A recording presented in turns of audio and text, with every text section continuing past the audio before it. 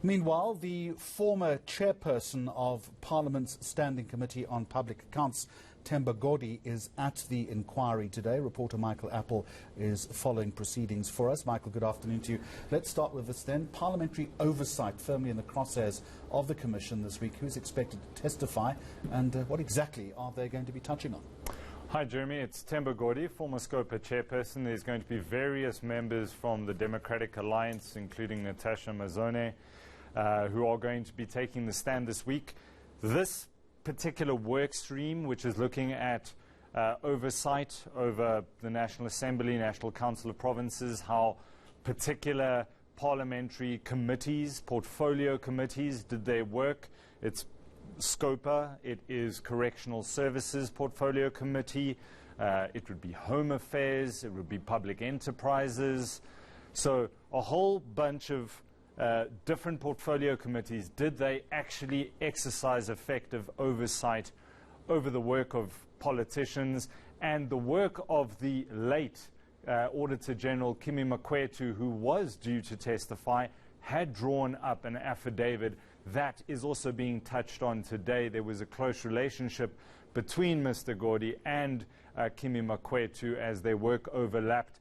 Scopa, a lot of its work is based on the work of the Auditor General, so there was a lot of cooperation between them. Unfortunately, he's not able to testify, as well as Jackson Mthembu, who also passed away recently. He was due to testify at some stage. But here is the evidence leader speaking about what the parliamentary oversight work stream is all about.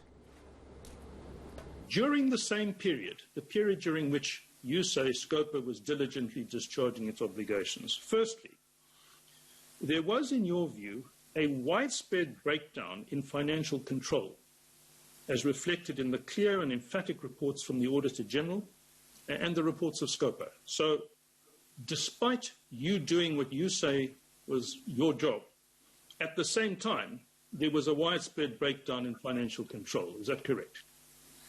I think that is an important contradiction to be kept in mind as we move along, because we did our work very, very well, but the outcomes of that work was reflected in the negative direction from the reports of the Auditor General year in and year out. All right, Michael Appel, what is particularly troubling is that Mr. Godi has spoken about what he terms a lack of political will to ever take action against transgressors. And he gives an example then of government paying lip service to clean governance. Yeah, I don't think this comes as a surprise to any South African who watches the news. There is zero consequence management in South Africa, and that stems from the work of Parliament. It stems from looking at the work of the Auditor General, looking at the deplorable state of local government that the Auditor General, Kimi Makwetu, hammered year after year, how legislation is not followed, how municipal managers, how procurement procedures are flouted, nothing ever happens. That seems to be South Africa's mantra. And Parliament's work is not immune to this. And the former Scopa chair, Themba Godi, also felt this exasperation and this annoyance that there is this culture of impunity in South Africa. And he says that there was an interesting decision taken by government that all supply chain management officials throughout government, throughout state-owned entities, needed to be vetted. But of course this never happened. Listen in. All supply chain management personnel throughout government, throughout the state, must be vetted, so that the more than 500 billion rands procurement budget, we should be assured that it is in the hands of people whose financial integrity has been tested. But that was not implemented.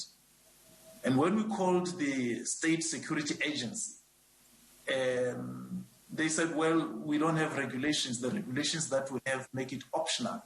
And so when they tried to vet the employees at SABC, SAPS, at Transnet, at SAA, they all refused, and the whole thing stopped.